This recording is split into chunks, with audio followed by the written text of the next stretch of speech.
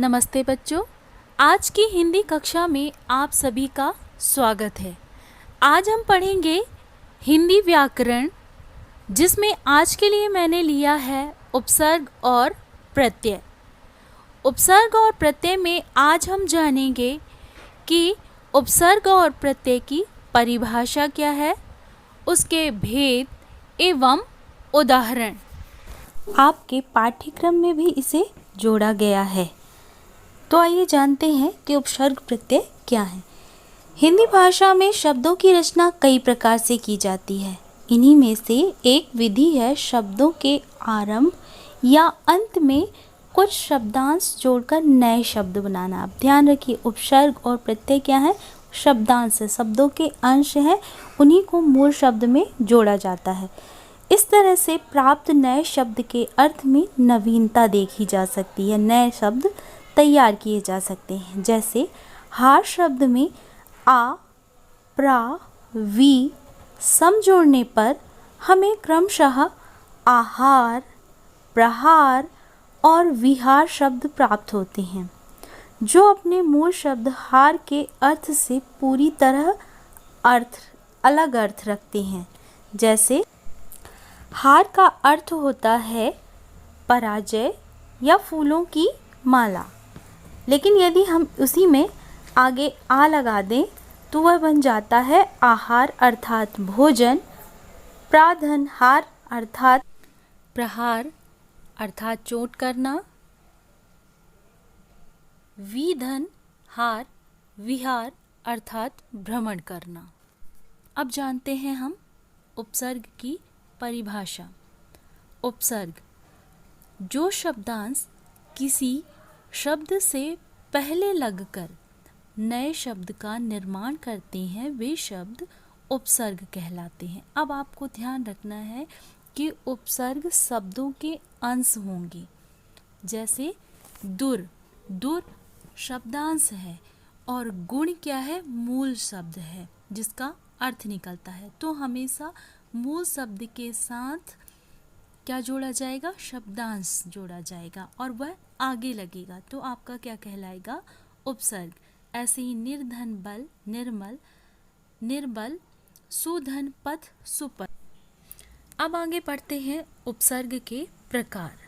उपसर्ग कई प्रकार के होते हैं, जैसे संस्कृत के उपसर्ग, हिंदी के उपसर्ग, उर्दू फारसी के उपसर्ग और संस्कृत अव्ययों के उपसर्ग। सबसे पहले नंबर पर है संस्कृत के उपसर्ग। अति संस्कृत शब्द है, अति के साथ अधिक जोड़ दिया तो वह बन गया अत्यधिक। ऐसे ही अति के साथ रिक्त शब्द को जोड़ दिया जाए तो वह बन जाता है अतिरिक्त। स्व उपसर्ग के साथ स्वाधन तंत्र स्वतंत्र, स्वाधन राज स्वराज्य। दूसरे नंबर पर है आपका हिंदी के उपसर्ग। इसके लिए शब्दांश है अध, अध धन खिला अध खिला, अध धन जल अध जल। उन उपसर्ग के साथ उन धन 60 59, हिंदी का अंक है। उन धन 30 29। पर उपसर्ग के साथ पर धन लोक परलोक, पर धन उपकार परोपकार। आगे है आपके उर्दू और फारसी के उपसर्ग। कम शब्दांश से कम धन उम्र कम उम्र, कम धन अक्ल कम अक्ल। खुश उपसर्ग जोड़कर बने शब्द खुश धन नसीब खुश नसीब, खुश धन बू खुशबू। बे उपसर्ग जोड़कर बेधन खबर बेखबर, बेधन ईमान बेईमान। आगे है आपका संस्कृत अव्यय उपसर्ग के रूप में अन। अव्यय क्या है आप जानते ही हैं कि वे शब्द जो परिवर्तित नहीं होते। अन उपसर्ग के साथ अन धन आस्था अनास्था, अन धन आदर अनादर। पुनरुपसर्ग के साथ पुनर्धन जन्म पुनर्जन्म, पुनर्धन मिलन पुनर्मिलन। अब आगे पढ़ते हैं प्रत्यय। प्रत्यय की परिभाषा कुछ इस प्रकार से है, जो शब्दांश किसी शब्द के अंत में जुड़कर उसके अर्थ में परिवर्तन ला देते हैं वे प्रत्यय कहलाते हैं। ध्यान रखिएगा, उपसर्ग आगे जोड़ते हैं और प्रत्यय पीछे, और वो शब्दांश होंगे। जैसे लघु धन ता, लघुता, फल धन वाला, फल वाला। प्रत्यय के भेद। प्रत्यय के दो भेद होते हैं। पहला है कृत प्रत्यय और दूसरा है तद्धित प्रत्यय। इनको हम अलग अलग तरह से जानेंगे। कृत प्रत्यय, क्रिया के साथ लगने वाले प्रत्यय कृत प्रत्यय कहलाते हैं। अब क्रिया क्या होती है आपकी, जिससे किसी भी काम के करने या होने का बोध हो, जैसे चलना, खाना, हंसना, उनके साथ जोड़ा जाता है। कृत प्रत्यय के मेल से बने शब्दों को कृदंत शब्द कहते हैं। जैसे लिख धन आवट, लिखावट, थक धन आन, थकान, बोल धन ई, बोली।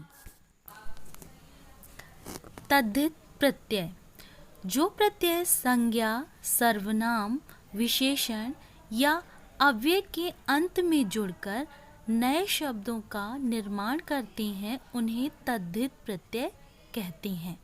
अब संज्ञा आपका नाम हो गई, सर्वनाम संज्ञा के स्थान पर प्रयोग किए जाने वाले शब्द, और विशेषण विशेषता बताने वाले शब्द। इन शब्दों के साथ प्रत्यय को जोड़ा जाए। जैसे सुंदर धन ता, सुंदर क्या है आपका विशेषण, और ता प्रत्यय है सुंदरता। सोना धन आर, सुनार। इसके अलावा आपके संस्कृत के भी प्रत्यय होते हैं। जैसे आलू प्रत्यय, कृपा धन आलू, कृपालु, श्रद्धा धन आलू, श्रद्धालु। इक प्रत्यय के साथ समाज धन इक, सामाजिक, इतिहास धन इक, ऐतिहासिक। इत प्रत्यय के साथ आनंद धन इत, आनंदित, अंक धन इत, अंकित। हिंदी के प्रत्यय। आई प्रत्यय, लड़ धन आई, लड़ाई, भला धन आई, भलाई। आउ प्रत्यय के साथ कम धन आऊ, कमाऊ, खा धन आऊ, खाऊ। आकू प्रत्यय के साथ पढ़ धन आकू, पढ़ाकू, लड़ धन आकू, लड़ाकू। उर्दू के प्रत्यय। ईन प्रत्यय, रंग धन ईन, रंगीन, नमक धन ईन, नमकीन। बाज प्रत्यय के साथ कबूतर धन बाज, कबूतरबाज, धोखा धन बाज, धोखेबाज। अब आगे मैंने कुछ उपसर्ग और प्रत्यय दोनों को मिलाकर नए शब्द बनाए हैं, आप उनको देखिए। सम धन न्यास धन ई बराबर हुआ सन्यासी, उपधन लब्ध धन ता, उपलब्धता। आगे मैंने आप लोगों के लिए कुछ प्रश्न दिए हैं उपसर्ग और प्रत्यय से संबंधित। आप उन प्रश्नों को स्वयं हल करें और उपसर्ग तथा प्रत्यय को समझने का प्रयास करें, क्योंकि जब तक आप स्वयं नहीं करेंगे तब तक आपको कोई भी बात अच्छी तरह से समझ में नहीं आएगी।